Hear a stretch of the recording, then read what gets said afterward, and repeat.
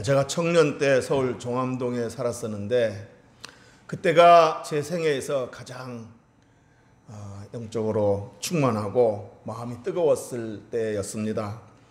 그때 제가 종암동 바로 옆 동네 안암동에 있는 고려 대학교에 가서 학생들에게 전도를 했던 적이 있었습니다. 마음이 뜨거우니까, 너무 기쁘고 즐거우니까 전도를 하고 싶은 거예요.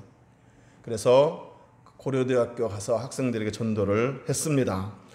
어디서 그런 용기가 났는지 벤치나 잔디에 앉아있는 그 학생들에게 다가가서 나는 예수 믿는 사람입니다. 내가 믿는 예수를 형제님에게 전하고 싶습니다. 5분만 들어주시겠습니까? 라고 요청을 합니다. 그러면 거절하는 학생도 있지만은 신기하게도 그렇게 하겠다고 듣겠다고 옆에 앉으라고 얘기를 하는 학생들도 있었습니다. 그때 제가 내비게이터 대학생 선교에서 나온 그 전도용 소책자를 가지고 읽어주면서 이렇게 전도를 했는데, 모든 전도지가 그렇듯이 주된 내용은 바로 이런 겁니다. 성경에서 모든 인간은 죄인이라고 규정하고 있다. 그리고 죄의 값은 죽음이다, 사망이다. 따라서 모든 인간은 죽음을 피할 수 없게 되었고, 죽은 후에는 반드시 심판을 받게 돼 있다. 그 심판은 영원한 지옥 형벌이다. 자, 그런데 하나님은 죄인은 미워하시지만 죄인은 사랑하신다. 그래서 죄인들을 구원하시기 위해서 독생자 예수 그리스도를 이 땅에 보내셨고, 그 예수 그리스도를 십자가에 못 박아 죽게 하셨다. 인간이 죄를 지었으니 인간이 벌을 받아야 마땅한데, 그 죄값을 받아야 마땅한데, 하나님께서 우리 죄인들을 사랑하셔서 자기 아들 예수 그리스도로 하여금 대신 그 죄값을 받게 하셨다, 십자가에서.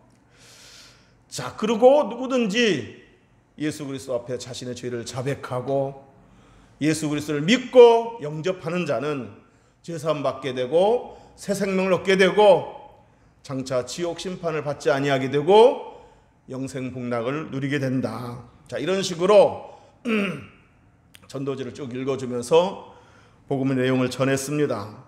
자, 그리고는 소책자에 나와 있는 대로 반드시 하는 일이 있는데 뭐냐면, 이제 복음의 내용을 들었으니 예수님을 영접하라는 그 영접하도록 결단을 촉구하는 일입니다. 결단을 촉구할 때 오늘 읽었던 본문 말씀 요한계시록 3장 20절의 말씀을 인용하면서 결단하도록 합니다. 볼지어다 내가 문 밖에 서서 두드리노니 누구든지 내 음성을 듣고 문을 열면 내가 그에게로 들어가 그로 더불어 먹고 그는 나로 더불어 먹으리라. 이 말씀을 인용하면서 형제님, 지금 예수님이 형제님의 마음을 두드리고 계십니다. 만약에 지금 형제님의 마음문을 열고 예수님을 믿고 영접한다면 예수님께서 형제님 마음 안으로 들어가셔서 형제님에게 새 생명을 주실 뿐만 아니라 그리스도 안에서 풍성한 삶을 누리게 하십니다. 형제님, 예수님을 영접하시겠습니까? 이렇게 묻습니다. 그러면 거절하는 학생도 있지만 신기하게도 그렇게 하겠다고, 영접하겠다고 말하는 학생들도 있습니다. 그러면은 소책자에 있는 대로 영접 기도를 시킵니다. 소책자에 있는 그 내용을 제가 읽으면서 따라하게 합니다. 예수님, 나는 죄인입니다. 예수님이 내 죄를 대신해서 십자가에 못 박혀 죽으신 거 내가 믿습니다. 예수님의 피로 내 죄를 용서해 주시고 내 안에 들어오셔서 나의 삶의 주인이 되어 나를 다스려 주옵소서. 예수님 이름으로 기도합니다. 이렇게 이제 조금 더 길 수도 있지만은 대충 이런 내용으로 영접 기도를 시킵니다. 따라하게 합니다. 그러면은 한 소절씩, 한 마디씩 이렇게 내가 먼저 하고 따라하고 이렇게 해서 영접 기도를 시킵니다. 그러면 그대로 예수님을 진지하게 영접하는 학생이 있습니다. 정말 신기한 일이죠. 제가 원래 소심한 사람인지라 그야말로 소심한 목소리, 떨리는 목소리로 그렇게 그냥 전도지를 읽어주기만 했는데 저를 따라서 영접기도하는 학생이 있음을 봅니다. 정말 저도 복음을 전하는 저도 놀라면서 이렇게 복음을 전했던 일이 있었습니다. 그게 가능했던 것은 배후의 성령께서 역사하심인 줄로 믿습니다. 자, 그런데 여러분, 오늘 제가 설교 본문으로 정한 요한계시록 3장 20절, 이 구절에 관하여 한 가지 알아야 할 사실이 있습니다. 그동안 많은 전도자들이 불신자들에게 예수님을 전하면서 예수님을 영접할 것을 촉구할 때 저처럼 이 말씀, 요한계시록 3장 20절 말씀을 인용하면서 영접을 시키고는 했습니다. 자, 그런데 사실 이 요한계시록 3장 20절의 말씀은 불신자들만을 위한 그런 말씀이 아닙니다. 요한계시록 저자 사도 요한이 이 말씀을 언급했을 때는 당시 교회 밖에 있는 그 불신자를 대상으로만 말씀했던 것이 아니고 사실은 그 라오디아 교회 교인들에게 권면했던 내용입니다. 그러니까 이 말씀은 사도 요한이 교회 밖에 있는 사람들에게 권면했던 말씀이 아니고 이미 교회 안에 있는 교인들에게 권면했던 말씀이라는 이야기입니다. 물론 그렇다고 이 구절을 불신자들에게 적용시켜 전도해서는 안 된다, 그런 말은 아닙니다. 그게 잘못됐다는 얘기는 아닙니다. 이 성경 구절은 불신자들에게 얼마든지 적용해서 전도할 수 있는 성경 구절 맞습니다. 자, 그러면 사도 요한이 불신자가 아닌 라오디게아 교회 교인들에게 이 말씀을 가지고 예수 그리스도를 영접하도록 권면했다는 말은 뭘 의미하는 거겠습니까? 그건 바로 라오디게아 교회 교인들 중에는 아직 불신자들도 있었다는 얘기입니다. 교회에는 출석하고 있지만, 그래서 예배도 드리고 또 예배도 드리고 봉사도 하고 헌금도 하고 그런 그 교인들이 그런 사람들이 있기는 하지만 아직 예수 그리스도를 영접하지 않는, 예수 그리스도를 아직 믿지 않는 그런 사람들이 있었다는 의미입니다. 여러분, 교회 출석한다고 해서 모두가 다 그리스도인 신자가 되는 건 아닙니다. 예배당 안으로 들어왔어도 그래서 함께 예배도 드리고 심지어 봉사도 하고 헌금도 하고 그렇다 할지라도 예수 그리스도를 진심으로 믿지 않았다면, 예수 그리스도를 내 삶의 주인으로 영접하지 않았다면 아직 그 사람은 신자가 아닙니다. 교인이라고 부를 수는 있지만 신자라고 할 수는 없다는 얘기입니다. 엄밀히 말해서. 그러니까 아직 구원받은 것이 아니라는 이야기입니다. 여러분, 교인이라는 말과 신자라는 말은 다른 말입니다. 교인이라는 말은 교회에 출석하는 모든 사람을 가리키는 말이고, 신자라는 말은 예수 그리스도를 믿고 영접하여 구원받은 사람, 하나님의 자녀가 된 사람, 그야말로 글자 그대로 예수 그리스도를 믿는 사람이 신자입니다. 그러니까 교회 안에 들어왔어도 예수 그리스도를 믿지 않고 있다면 그 교인은 될 수 있지만 엄밀히 말해서 신자라고 할 수 없다는 얘기입니다. 신자라는 말은 예수 그리스도를 믿고 영접한 사람, 예수 그리스도의 보혈로 죄 씻음 받은 사람, 그래서 구원받은 사람, 예수 그리스도 안에서 거듭난 사람을 가리키는 말입니다. 미국의 어느 교회에서 무디 목사의 부흥 집회가 열렸습니다. 그런데 그 집회에 사람들이 너무 많이 와서 이미 사람들로 꽉 들어차가지고 뒤늦게 온 사람들이 그 예배당 안으로 들어갈 수가 없었습니다. 그 중에 한 소년이 예배당 안으로 너무 들어가고 싶었는데 문 앞에서 제지를 당하고 못 들어가게 하는 거였습니다. 그런데 마침 그 부흥 강사님이셨던 무디 목사님이 예배당 안으로 입장하려는 것을 보고 이 소년이 얼른 그 무디 목사님에게 다가가서 이렇게 간청을 했습니다. 목사님, 제가 안으로 너무 들어가고 싶은데, 목사님 말씀을 듣고 싶은데 들어갈 수가 없습니다. 꽉 차서 들어갈 수가 없습니다. 저 좀 데리고 들어가 주시면 안 돼요? 라고 부탁을 했습니다. 그러자 무디 목사님 소년에게 이렇게 말씀했답니다. 자, 그럼 내 애투자락을 붙잡고 나를 따라오너라. 자, 그래서 그 목사님 말대로 애투자락 붙잡고 딱 단단히 붙어서 따라갔더니 강사가 들어가니까 아무리 비좁아도 비켜주지 않겠습니까? 강사가 들어가니까 이 소년도 바짝 붙여서 따라 들어간 거예요. 자, 그렇게 해서 강단 바로 아래까지 들어갈 수 있었습니다. 강단 아래까지 딱 인도하고서 소년에게 이 목사님 이렇게 말씀하십니다. 네가 내 옷자락을 붙잡고 강단 아래까지는 왔으나, 예배당 안으로 들어왔고 강단 아래까지는 왔으나 이제부터는 내 옷자락 붙잡지 말고 예수님의 십자가를 붙잡아라. 그래서 네가 천국에까지 들어가기를 바란다. 예배당까지 들어온 것으로 만족하지 말고 예수님의 십자가를 붙잡고 천국에까지 들어가기를 바란다. 이렇게 말했다고 합니다. 여러분, 이 예화가 주는 교훈이 뭐겠습니까? 예배당 안에 들어왔다고 해서 다 신자가 되고 다 천국 가는 거 아니라는 이야기입니다. 예배당 안에 들어왔다는 것은 신자가 될 수 있는 하나의 환경, 계기가 마련되었다는 거지, 예배당 안에 들어온 것 그 자체만으로 신자가 될 수 있다는 얘기는 아니라는 얘기입니다. 우리 교회 이제 제가 이름은 언급하지 않겠습니다. 다 아실 거니까. 지난번에 이름을 언급했다가 이름 언급하지 말걸 그런 후회를 했었는데, 오늘은 이름을 언급하지 않겠습니다. 우리 교회 어느 어르신이 몇 년 동안 우리 교회 마당 입구까지만 오셨다가 마당 안으로 들어오지도 않고, 마당도 아니고 마당 입구까지만 오셨다가 집으로 가시던 때가 있었습니다. 아내 되는 권사님을 자동차에 태워서 이렇게 모시고 와서 교회 마당 입구에 내려드리고 그 어르신은 곧바로 집으로 가셨습니다. 그리고 예배가 끝나면 또 권사님, 아내 되는 권사님을 모시러 옵니다. 그래서 권사님을 태우고 마당 안으로 들어오지도 않고 마당 입구까지만 와가지고 권사님을 태우고 집으로 가시곤 하셨습니다. 자, 그때 제가 이렇게 인사하면서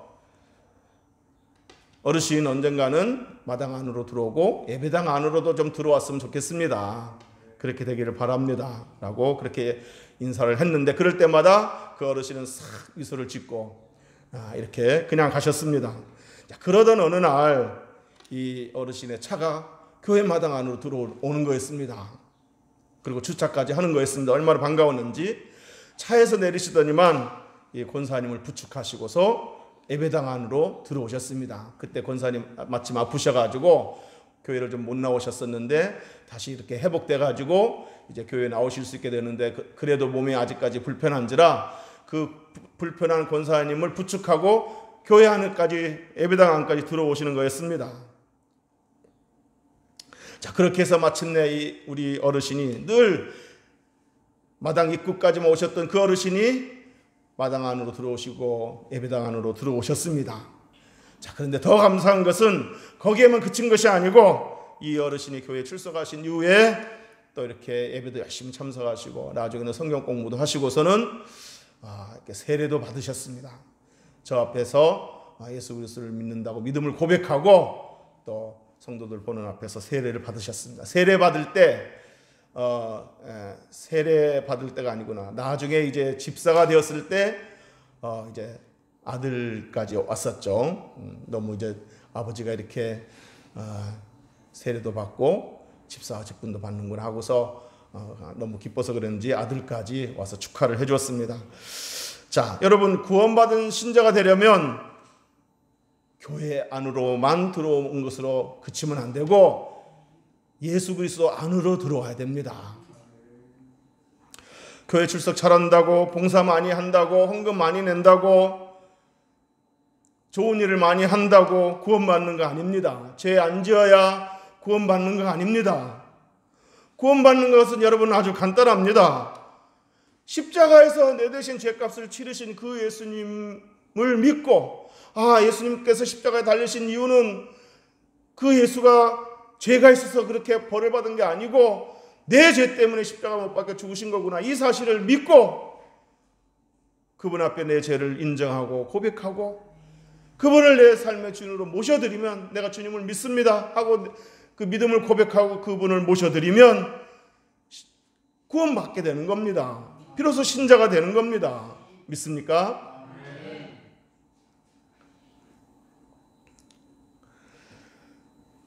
예수 그리스도를 믿고 예수 그리스도를 내 삶의 주인으로 영접하게 되면 큰 변화가 생깁니다. 첫째는 우리 안에 새 생명이 생깁니다. 요한일서 5장 12절에 아들이 있는 자에게는 생명이 있고 그랬습니다. 아들이 있는 자에게는 생명이 있고, 여기서 아들은 누구를 가리키는 거겠습니까? 하나님의 아들 예수 그리스도를 말하는 겁니다. 아들이 있다 이 말은 예수 그리스도, 하나님의 아들 예수 그리스도를 모신 자는, 그 말이에요. 하나님의 아들 예수 그리스도를 모신 자는 생명이 있다는 겁니다. 왜냐하면 하나님의 아들 예수 그리스도 안에는 영원한 생명이 있기 때문에, 그분이 생명 자체이고 그분 안에 영원한 생명이 있기 때문에 그분을 모시면 자동적으로 뭐까지 우리 안에 갖게 되는 겁니까? 그분 안에 있는 영원한 생명까지도 얻게 되는 겁니다. 그래서 아들이 있는 자에게는 생명이 있고 그랬습니다. 두 번째, 예수 그리스도를 우리 안에 모시게 되면 하나님의 자녀가 된다고 그랬습니다. 요한복음 1장 12절에 영접하는 자, 곧 그 이름을 믿는 자들에게는, 여기서 여러분 영접하는 자, 곧 그 이름을 믿는 자들, 이거는 뭘 의미하겠습니까? 믿는다는 것은 영접한다는 말이에요. 영접하는 자, 곧 그 이름을 믿는 자. 그러니까 믿는다는 것은 그냥 아는 것에 그치면 안 되는 거예요. 내가 알고 있는 사실을 고백하고 그분을 영접할 때 그게 진짜로 믿는 겁니다. 자, 이렇게 영접하는 자, 곧 그 이름을 믿는 자들에게는 하나님의 자녀가 되는 권세를 주셨으니, 하나님의 자녀가 될 수 있는 권리를 주신다는 거예요. 우리가 부족해도 하나님의 자녀가 된다는 겁니다. 세 번째, 예수 그리스도를 우리 안에 모시게 되면 죽은 후에 심판을 받지 않으며 영생 복락을 누리게 된다고 그랬습니다.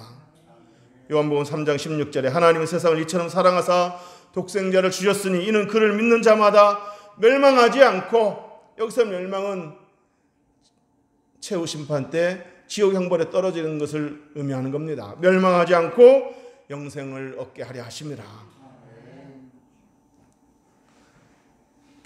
자, 그러니까 예수 그리스도를 우리 안에 모시게 되면 새 생명을 얻습니다. 또 하나님의 자녀가 됩니다.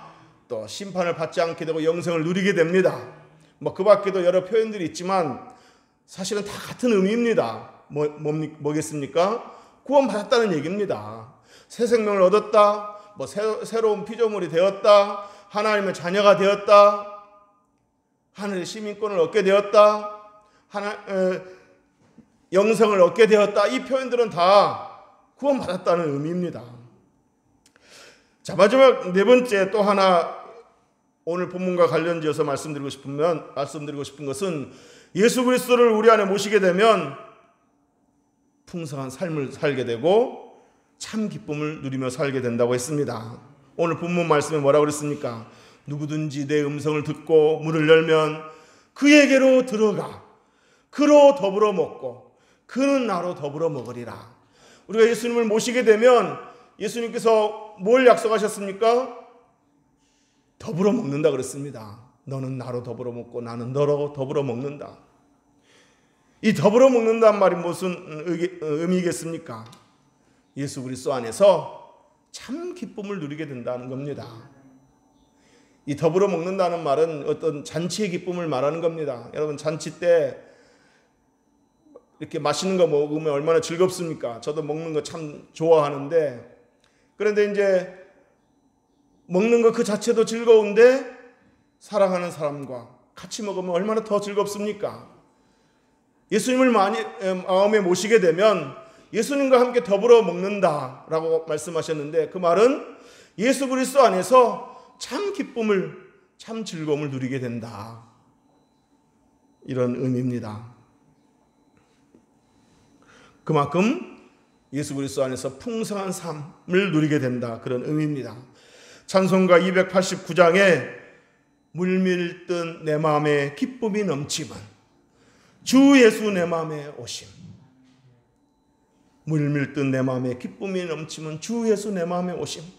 제가 청년 때 예수 그리스도를 인격적으로 만나고 정말 그분을 내 삶의 주인으로 딱 이렇게 모시니까 내 마음에 막 기쁨이 넘치는 거예요. 교회 가는 거 즐겁고 주일이 기다려지고 예배가 그렇게 좋을 수 없고 저녁 예배도 빠지지 않고 드리고, 무엇보다도 나같이 소심한 사람이 막 나가서 외치게 되더라고요.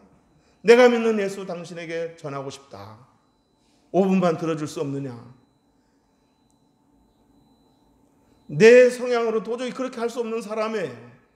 기쁨이 넘치니까 그런 용기가 나오는 겁니다.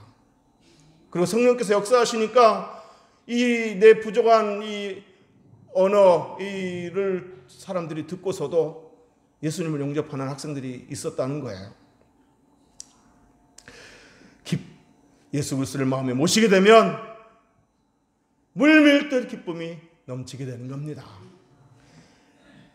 그는 나로 더불어 먹고 나는 그로 더불어 먹으리라. 이 말은 예수 그리스도 안에서 삶이 풍성해지고 즐거워지고 기쁨이 충만하게 된다. 그것을 의미하는 겁니다. 러시아 문학가 톨스토이가 나의 회심이라는 제목의 글을 썼습니다. 이 톨스토이가 예수 믿고 나서 그 글을 썼는데 이런 글을 썼습니다. 나의 회심이라는 그런 제목으로 글을 썼는데 5년 전 나는 예수 그리스도를 나의 주님으로 받아들였다. 그러자 나의 전생애가 변했다.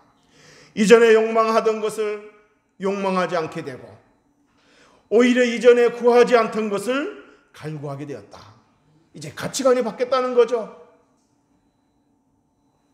이전에 좋게 보이던 것들이 더 이상 중요한 것으로 보이지 않고 대수롭지 않게 보이던 것들이 이제는 중요한 것으로 보이게 되었다.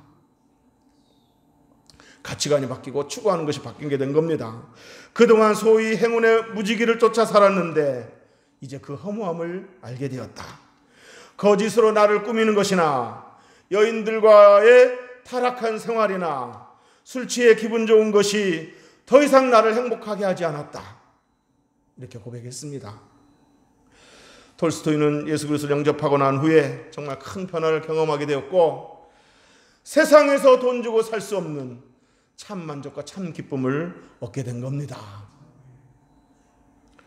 사랑하는 교우 여러분, 혹시라도 여러분 중에 교회에 출석은 하고 있지만 아직도 예수 그리스도를 믿지 않았고 아직도 예수 그리스도를 영접하지 않으신 분이 있다면 이제라도 꼭 그분을 영접하셔야 됩니다. 물론 교회 오래 다녔어도 그럴 수는 있습니다. 믿고 싶어도 안 믿어지니까 그럴 수는 있습니다. 그렇지만 그렇다고 언제까지나 자신의 구원에 대해 무관심하면 안 됩니다. 하나님, 나도 저렇게 예수 믿고 좋아하는 그 기쁨 나도 한번 누리게 해주세요. 내 눈을 좀 열어주세요. 십자가의 의미를 깨닫게 해주세요. 이렇게 기도해서 여러분들의 믿음의 눈이 열려지고 그래서 주님을 영접할 수 있기를 주의 이름으로 축복합니다. 영국의 윌리엄 홀맨 헌트라는 유명한 화가가 세상의 빛이란 그림을 그렸습니다. 예수님께서 큰 대문 앞에서 가시관을 쓴 채 문을 두드리고 계시는 그런 모습을 그린 그림입니다. 그런데 예수님이 두드리는 그 문에는 좀 이상한 점이 있었습니다. 바로 문에 손잡이가 없었던 겁니다. 이 그림을 본 어떤 사람이 화가 헌트에게 찾아가서 이렇게 물었습니다. 이 문에는 손잡이가 없네요. 혹시 빠뜨린 거 아니에요? 잘못 그린 거 아니에요? 라고 물었습니다. 그러자 화가 헌트가 이렇게 말했습니다. 이 문은 안에서 열게 되어 있지 밖에서는 열 수가 없는 문입니다. 여러분, 문 밖에서 우리의 마음 문을 두드리고 계시는 예수님은 강제로 우리 마음을 열려고 하지 않습니다.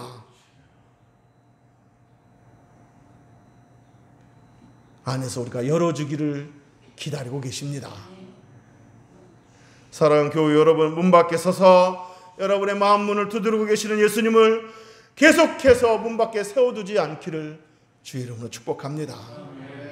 여러분, 예수 믿으면 좋고 안 믿으면 그만, 이게 아닙니다. 안 믿으면 어떻게 되겠습니까? 우리의 죄값으로 장차 지옥 형벌을 피할 수가 없습니다. 죄값을 받아야 됩니다. 그러니까 예수 믿으면 좋고 안 믿으면 그만, 이게 아니라는 겁니다. 옛날에 대신 빚 받아주는 그 빚 수금업자들은 이런 식으로 그 빚을 받아냈다고 합니다. 손에 도끼를 들고 와가지고 탁 들어오자마자 마룻바닥부터 한번 내려 찍습니다. 그럼 그 모습을 본 그 집 사람들은 공포에 떠는 거겠죠. 무서워서 벌벌벌 떱니다. 수금업자들은 이렇게 도끼로 한번 마룻바닥을 찍고 나서 방으로 들어가는데 신발도 안 벗고 들어갑니다. 신발 신은 채 들어가서 벌러덩 눕습니다. 그러다가 그 집 식구들이 때가 돼서 밥을 차려주면 그걸 잘 먹고 또 낮잠을 한숨 푹 잡니다. 이 짓을 몇 날 며칠 하는 거예요. 그러니 그 가족들이 얼마나 공포스럽겠습니까? 하루하루 사는 것이 지옥일 겁니다. 그런데 어느 날 이 수금업자가 안 오는 거예요. 동네 사람들이 왜 다 구경 났다고 하면서 동네 사람들이 다 구경할 거 아니겠습니까? 그런데 어느 날 그 수금업자가 안 온 거예요. 나중에 알고 봤더니 그 집에 어떤 돈 많은 형제가 그 사실을 알고 대신 빚을 갚아줬던 겁니다. 수금업자는 누가 됐든지 간에 빚만 갚아주기만 하면 그 짓을 할 이유가 없어지는 겁니다. 그 권리가 없어지는 거예요. 사랑하는 성도 여러분, 예수 그리스도께서 저와 여러분의 죄의 빚을 다 갚아주셨습니다. 십자가에서 운명할 때 다 이루었다라고 말씀을 하셨는데, 다 이루었다라는 말씀은 빚 다 갚았다 그런 의미입니다. 저와 여러분이 예수 그리스도께서 십자가에서 우리를 대신해서 빚 다 갚아주셨다는 사실을 믿고 그분을 영접하기만 하면 사탄이 우리를 정죄하지 못합니다. 그리고 장차 심판 때 죄값으로 지어 형벌을 받지 않아도 됩니다.